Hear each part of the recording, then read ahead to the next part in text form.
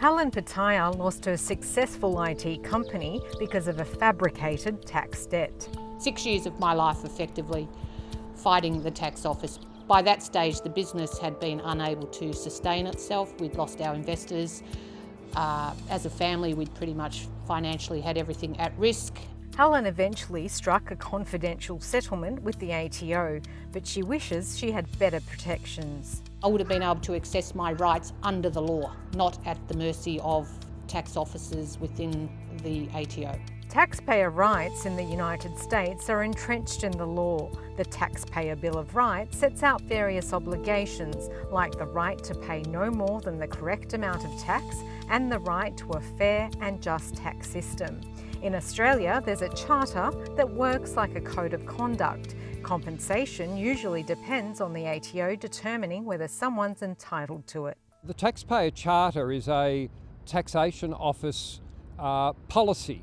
It's not law, it's not legislation. And our experience is that we find that the ATO breach their own policy on a very consistent basis. Small business advocate Ken Phillips says a US-style Taxpayer Bill of Rights would minimise the number of disputes and the time it takes to resolve them. Here, it's quite normal for a dispute with the Taxation Office to go on for 5, 6, 7, 10 years even. That's just not fair.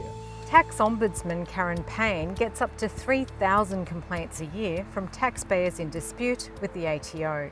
The key complaints that we received are taxpayers who don't understand why they've got a debt, or why they're not getting their refund, or why they're not eligible, for example, to receive JobKeeper. She's just released a report calling for immediate changes to the existing Taxpayer Charter. She says these rights should become law. You can attach sanctions for not observing taxpayer rights. A spokeswoman for the ATO said changes in law are a matter for government, but that the ATO seeks to work collaboratively with taxpayers to avoid issues escalating into disputes. The law says that taxpayers are guilty until they prove themselves innocent. That means the tax office doesn't have to give you reasons for why you owe them money. This has raised questions about whether we should reverse the onus of proof for some small businesses and individuals. Federal MP Jason Falinski, who chairs a parliamentary committee that scrutinises the ATO, says there may be political appetite to do that. I think there are specific instances that impact mum and dad Australians, just ordinary taxpayers who get caught in this drift net of anti-tax avoidance laws that probably shouldn't apply to them.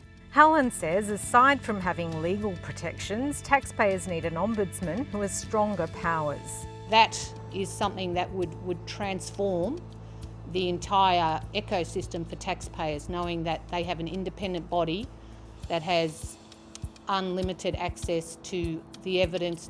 And if we could minimise the number of disputes, that would be a win for everyone.